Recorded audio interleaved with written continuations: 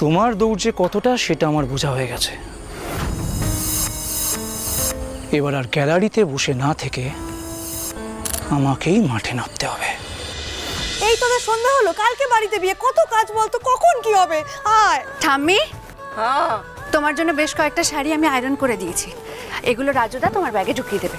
আর শোনো, বিয়ে বাড়িতে তোমার জন্য একটা আলাদা ঘরের ব্যবস্থা করা আছে, তুমি সেখানেই থাকবে, রাজুদাও থাকবে তোমার সঙ্গে। সোনা মাইয়া আমার। হ্যাঁ রে, এই এত কিছু তুই মাথায় রাখস কি কইরা কদে? শোন, এইখানে আমার যেমন খেয়াল রাখিস, ওই শ্বশুরের বাসায় গিয়া শাশুড়িরেও তেমনি খেয়াল রাখবি, কেমন? নিজের মায়ের মতন ওনারেও দেখবি। এইটাই হইল আমাগো রীতি, আমাগো আচার। ওই তোমাকে ওই সিরিয়াল টিরিয়ালে দেখায় সব ভুলভাল একদম। সোনা, ঠাম্মি আমি একটু আসছি।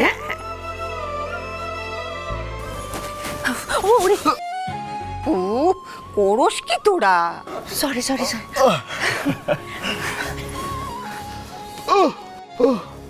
ঠিক আছে, যা যা। কমলা, এই কমলা, এই এই এই রাজু, এই কমলা কোথায়? আরে কিছুই খবর রাখিস না। এই কমলা, দূর বাবা, কোথায় যায়? এই কমলা, কমলা, এ তো আশ্চর্য কমলা। এই এই এই শোনো, না না দাঁড়া, আরে বলছি আমার গামছাটা দাও।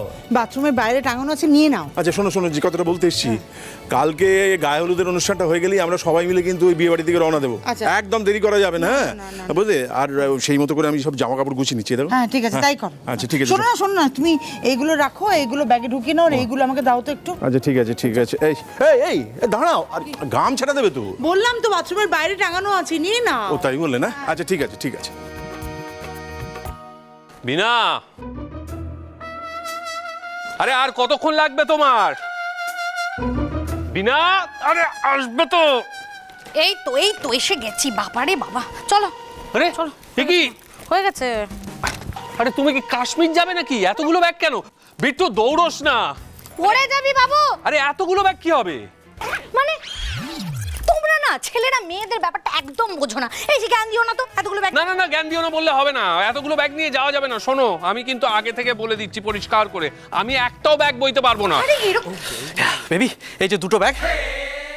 দুটো তিনটে তো, আরেকটা বড় ব্যাগ ছিল যে। নেবো বেবি নেবো, আগে এই দুটো গাড়িতে তুলে নি, তারপর ওটাও নিয়ে চলে আসবো। Anything for my baby. চল বাই। দেখলে নিজের ভাইকে দেখে তো একটু শিখতে পারো, বলো কি সুন্দর বউয়ের তিনখানা ব্যাগ একাই নিয়ে চললো। বউয়ের সমস্ত কথা অক্ষরে অক্ষরে পালন করে, আর তুমি। আরে ওদের সঙ্গে আমাদের তুলনা। শোনো, ওদের হলো লাভ ম্যারেজ, ভালোবাসার বিয়ে, আর আমাদেরটা দেখা শুনো। অত কথা না বলে একটা ব্যাগ কমাও। কি হলো বিনা, শুনবে তো? পারবো না গো, লাভ ম্যারেজ হলে শুনতাম, দেখাশোনার বিয়ে তো, তাই তোমার অত কথা আমি শুনতে পারছি না। বিনা তুমি কি আসি কেমন আসি। উফ, বড্ড দেরি হয়ে গেল। ওরে বাবা রে, উফ, এই কি চোখ কপালে তুলে হাঁটছিস নাকি? দিদির বিয়ের আগের দিন কিন্তু রাগারাগি। হ্যাঁ। শরবত খাবে? না, ওই রণজয় আর বন্ধুগুলোকে খাওয়া, সেই কখন থেকে কাজ করছে ওরা। যা কমলা, আবার কোথায় চলে যায় কমলা।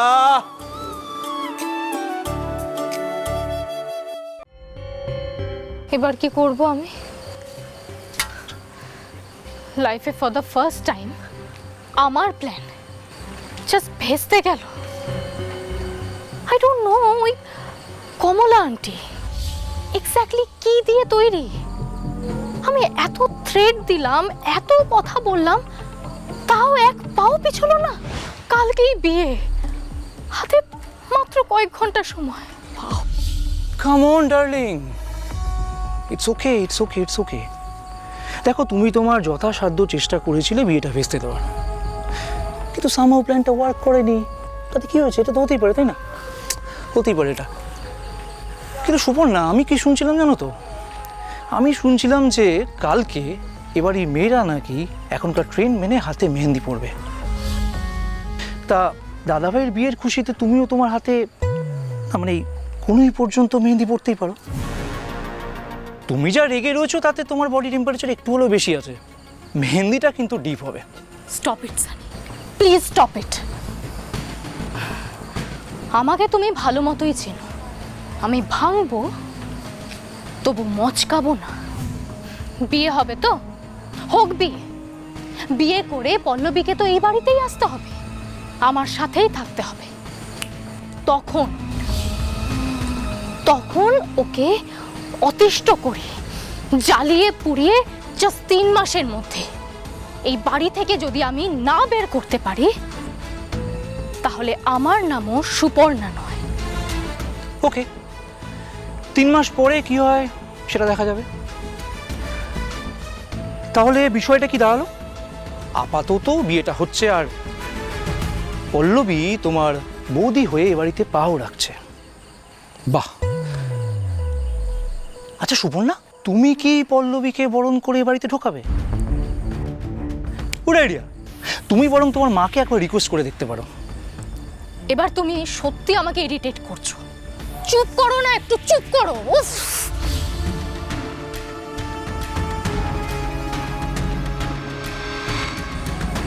তোমার উপরে ভরসা করে আমি আর 3 মাস অপেক্ষা করে থাকতে পারবো না ডার্লিং। আর তোমার ওই দাদার গোলাম হয়ে আর 3 দিনও থাকতে চাই না। তোমার দৌড় যে কতটা সেটা আমার বোঝা হয়ে গেছে। এবার আর গ্যালারিতে বসে না থেকে আমাকেই মাঠে নামতে হবে। ধর দে দে ওখানটা লাগা। এই রণ, হ্যাঁ তুই না আজকে প্রপোজটা করে দি। আরে শুভ কাজে দেরি করতে নেই ভাই। এই আস্তে কথা বল, কিস খাবি নাকি? তুই কে প্রপোজটা করবি কি না?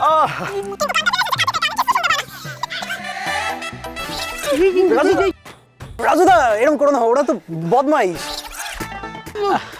এই শুনতে পাই, তাই তো।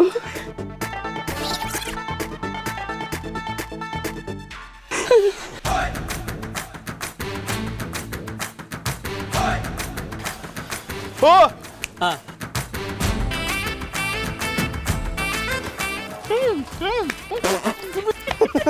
রণ, হ্যাঁ এই নে জুস এনেছি তোদের জন্য। বাহ, এই খুব ভালো করেছি বুঝলি তো, খুব গরম পড়েছে। দে দে দে, দে। নে খা, ভালো লাগলে আরো একটা নে, এনার্জি বাড়বে, সাহস বাড়বে। সাহস? হ্যাঁ, সাহসটা বাড়া, তারপর আমাকে জানাতে হবে তো তোর দিলরুবার নামটা কি। ঠিক ঠিক ঠিক ঠিক ঠিক। দেখ তুই ভুলে গেলেও আমার কিন্তু মনে আছে। নেন, আর কয়েকটা লাগলে বল, আমি এনে দিচ্ছি, বাট আজকে তো নামটা আমি জেনেই ছাড়বো। ইন দ্যাট কেস তুই নিজে 2 গ্লাস খা, কারণ আমি নামটা বলার পর তুই যে ঝটকাটা খাবি সেটা সামলানোর জন্য তোর এনার্জি লাগবে। কেন রে, তাকে কি এতই খারাপ দেখতে যে তোর পাশে আমি তাকে ইমাজিনই করতে পারবো না? এই এতে হাসার কি হলো? হাসছিস কেন? হাসবো না।